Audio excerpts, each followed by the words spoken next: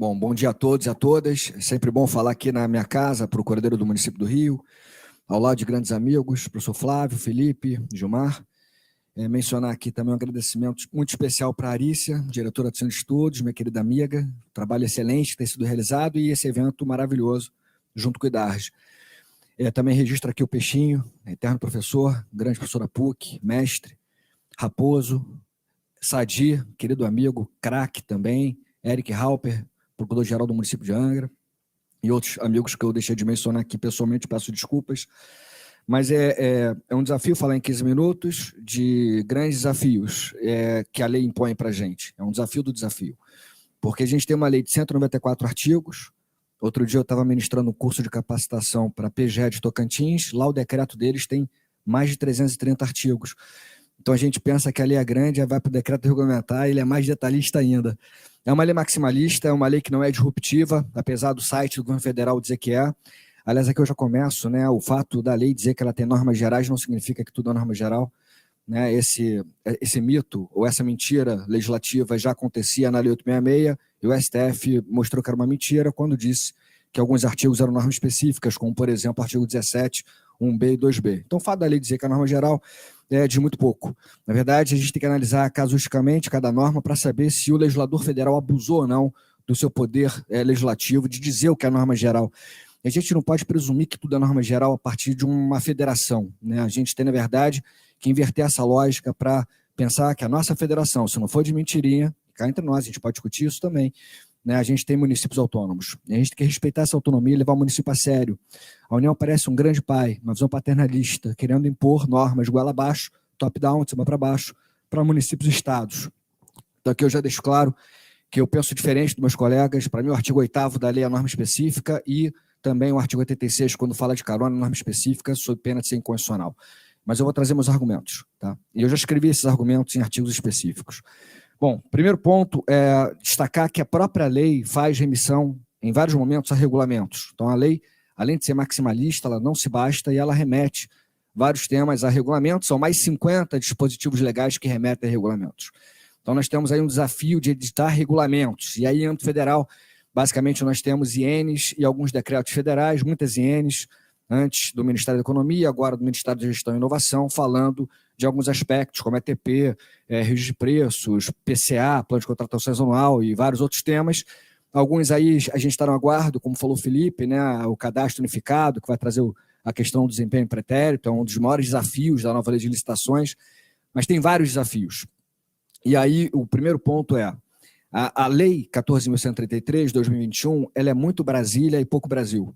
Né? Na verdade, isso acho que não foi tão destacado assim, então quero destacar, a lei, na verdade, incorpora no seu corpo não só institutos já conhecidos da lei do pregão, lei do RDC, e até alguma coisa da lei 866, por isso que ela não é disruptiva, em grande medida é um museu de grandes novidades, em grande medida, e ela incorpora muito jurisprudência do TCU e decretos federais. Vou dar exemplo, tá? A questão do artigo 23, parágrafo 1º, quando fala da ordem de critérios de pesquisa de preços, os critérios são, com alguns ajustes, os critérios colocados tradicionalmente na IN 73, não é isso? 73 de 2020. Então, nada mais fez o legislador federal do que incorporar critérios de pesquisa de preços de uma IN federal no seu corpo, dando a entender que é uma norma geral. E aí essa é uma questão também. Será que esses critérios são normas gerais? Eu preciso observar a ordem que o artigo 23 me impõe, ou eu posso estabelecer uma ordem diferente e outros critérios de pesquisa de preços? Parece que é uma norma específica. Eu vou dar um outro exemplo bem claro aqui, o artigo 75, parágrafo 4º, quando diz que na dispensa de licitação em razão de valor, o pagamento tem que ser feito com cartão corporativo. Isso é norma geral? Aí eu paro, se isso for norma geral. Então, o fato do legislador dizer que é norma geral e nada é quase a mesma coisa, quer dizer, a presunção, na verdade, ela existe de constitucionalidade, mas, ao mesmo tempo, a gente tem que levar a federação a sério, né? A autonomia a sério. O artigo 23, parágrafo 1º, portanto, pesquisa de preço, 75, parágrafo 4º, só para dar dois exemplos, para mim, são normas específicas, mas eu vou falar de temas que foram tratados pelos meus colegas. Em relação ao artigo 8º, para mim é norma específica quando fala que o agente de contratação tem que ser servidor efetivo. É claro que eu até acho que seria o recomendável e seria o melhor, porque daria maior independência para aquele que atua na licitação. Mas eu vejo dois problemas. O primeiro problema é que o artigo 8º está a falar de regime de servidor. E regime de servidor é autonomia federativa. É o município, é o Estado que vão definir qual vai ser o regime de servidor. Se vai ser estatutário, se vai ser seletista, se vai ser um comissionado que vai atuar naquela função.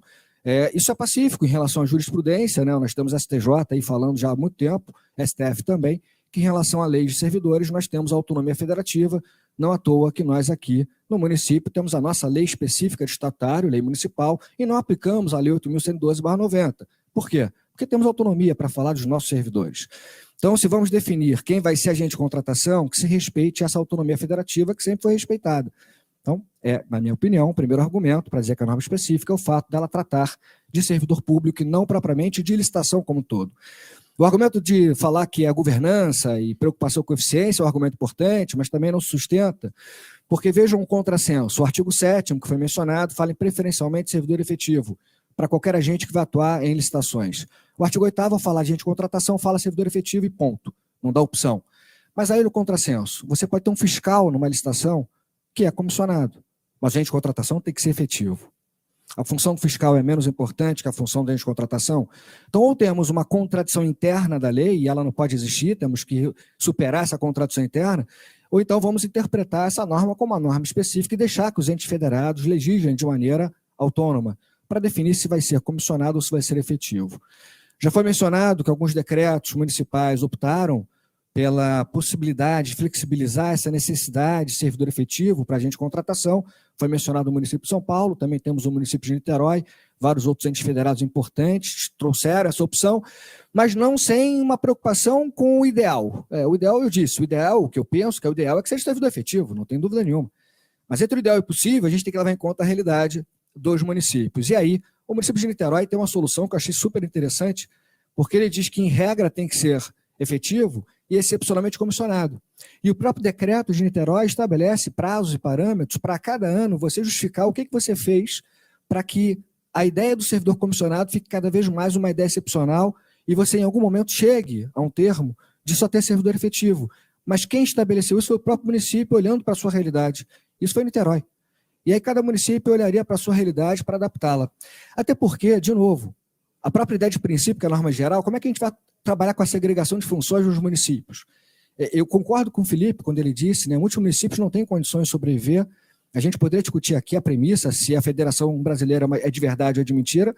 Né, a maioria dos municípios, não vou dizer aqui percentual, 90% talvez seja um exagero, mas a maioria esmagadora, sem dúvida, sobrevive às custas de repasses voluntários ou involuntários. E aí, se um ente federado vive de repasse, será que ele é autônomo? A gente pode ficar discutindo isso. Mas nós temos os municípios, historicamente, totais de autonomia. Então, até que você mude a premissa, você tem que adaptar a lei à realidade desses municípios. Então, em relação ao artigo 8º, me parece que seria a norma específica, lembrando que na legislação anterior, o próprio TCU admitia pregoeiro comissionado. Então, não haveria, assim, grandes mudanças em relação à manutenção de agente de contratação / pregoeiro comissionado em pequenos municípios. E a segunda norma que eu destaco também é a questão do carona, se pode ou não carona de atas municipais. Eu escrevi também recentemente sobre isso, carona interfederativa, sustento que o artigo 86 é uma norma específica. Tá? O município é que vai decidir se a sua ata pode ser utilizada por outro município, e o município vai decidir se vai fazer uma licitação ou se vai pegar carona numa outra ata de um outro município. Porque, de novo, para usar a expressão que foi usada antes, se municípios pequenos que não têm condições, né, de sobreviver, porque não tem recurso, têm que fechar as portas, pior é a União Federal dizer o que o município vai decidir sobre a sua própria ata. Porque a partir do momento que a gente admite que a União Federal decida sobre como o município vai utilizar a sua ata, ou utilizar a ata do colega município do lado, né, a gente não tem federação de verdade. A gente tem a União Federal, mais uma vez, tentando se meter numa decisão que é exclusiva de um ente que é autônomo. Então, de novo, apesar da lei federal não falar em carona de ata municipal, eu interpreto que é uma norma específica e cabe ao município decidir se a sua ata municipal poderá ser utilizada por outro município ou se ele vai poder pegar carona na ata de um outro município. E aí, como eu falei, o legislador da Lei 14.133 incorpora no seu texto muito Brasília e pouco Brasil, porque eu falei antes que incorpora a IN 73 quando fala de pesquisa de preços e incorpora o decreto antigo federal que fala de registro de preços. Porque o decreto federal que dizia a União Federal não pode pegar carona nas atas dos estados e municípios. É o problema dela, a União Federal que está decidindo. Mas a União Federal dizer que o estado não pode pegar carona no ata do município, ou o município não pode pegar carona no ata do estado, não é a União Federal que tem que decidir isso. Não é hierarquia entre os entes. Não é vez por todas, né? Já não bastasse a obviedade, mas a lei, volta e meia, tenta impor uma hierarquia entre entes federados que não existe. E o fato da União Federal fazer a norma geral é uma restrição à autonomia, e essa fixação de norma geral tem que ser interpretada com muita cautela, apesar da dificuldade inerente. E só para dar uma outra norma importante, que eu também já escrevi sobre ela, o artigo 10, foi questão do nosso concurso, inclusive aqui do último concurso da PGM. Temos colegas aqui do 8º concurso, inclusive. O artigo 10 caiu na segunda fase lá, né? Se é constitucional ou não. Para mim, é a norma específica, e eu vou sustentar a norma específica a partir de um argumento muito simples, né? O artigo 10 da nova lei fala que a Procuradoria é obrigada a fazer a defesa do gestor público que toma uma decisão com base no parecer da Procuradoria e é acusado amanhã pela prática de um ilícito. Para mim, isso é norma específica. Por várias razões, resumindo, primeiro porque trata, de novo, de competência de servidor e, pior, fala de procuradoria. E a procuradoria é uma função essencial à justiça e quem define a lei orgânica da Procuradoria do município é a lei municipal, iniciativa municipal também aqui do nosso executivo. Não é a União Federal, não é a AGU que vai dizer o que uma PGE ou uma PGM vai fazer. E, de novo, mais Brasília e menos Brasil, essa opção do artigo 10 da Lei de Licitações é uma positivação de uma portaria da AGU que diz até hoje que a AGU faz defesa de agentes e ex-agentes. O fato é que vários estados e municípios tomam outras soluções, que para mim são muito melhores. Talvez o artigo 10 traga a pior solução possível, com todo respeito aos colegas da AGU, porque você tem, no mínimo, um conflito ali, né? A Procuradoria que pode propor ação de improbidade, eventualmente a propor ação de improbidade contra o servidor que o outro procurador vai defender, e se ele for condenado, amanhã fica a dificuldade, né? Como ele vai ressarcir os prejuízos que ele gerou com a defesa. Então, você poderia trazer a questão do seguro, que é muito comum nas empresas estatais, em que você tem um seguro que vai custear a defesa do gestor público acusado pela improbidade, se eu for condenado para doloso, tem que devolver, por exemplo, o que foi pago. Você tem soluções estaduais que definem um cadastramento, um credenciamento de escritórios de advocacia, advogados e advogadas, com valores pré-fixados, tabelados, de honorários, e é o gestor público que escolhe um daqueles advogados, os cofres públicos fazem, né, esse custeio, e se houver a condenação, o agente público é obrigado a devolver. E você tem outras soluções espalhadas pelos estados e municípios, né? E aí, aqui no artigo 10, me parece até mais fácil hoje, confortável, defender a inconstitucionalidade, só para deixar claro que eu defendo isso muito antes do STF falar. Mas o STF falou recentemente sobre uma norma quase idêntica, que é o artigo 17, parágrafo 20 da Lei de Improbidade, que, aliás, 2021 veio a Lei de Licitações e veio a Lei 14.230, que alterou completamente a Lei de Improbidade. Então, o artigo 10 é muito parecido da Lei de Licitações com o artigo 17, parágrafo 20 da Lei de Improbidade. Para o artigo 17, parágrafo 20 da Lei de Improbidade, o STF foi bem rápido. ADIs 7042, 7043, o Supremo decidiu pela inconstitucionalidade, fez uma declaração de inconstitucionalidade parcial e uma interpretação no sentido de que não se pode, na lei federal, se obrigar a advocacia pública a fazer a defesa dos agentes públicos acusados pela improbidade. Cabe à própria advocacia pública definir critérios para fazer, eventualmente, a defesa dos seus acusados. Então, se a AGU fez isso através de portaria, estados e municípios vão decidir de maneira autônoma, PGEs e PGMs, como vão fazer a defesa desses acusados. Então, acho que é uma boa solução para você garantir segurança para o gestor público, mas sem acabar com a autonomia de uma PGM, de uma PGE e portanto, do Estado e do município. Então, naturalmente, nós temos vários desafios em relação à interpretação da Lei 14.133, como eu disse, é uma lei bastante maximalista, né, extensa, mais de 194 artigos, fora os incisos, alíneas, parágrafos, enfim, uma lei imensa, é um código de contratação pública, apesar de não ter esse nome, e eu acho que esse desafio das normas gerais, normas específicas, que já é um desafio grande, tradicional, ele se intensifica numa lei que é muito detalhista.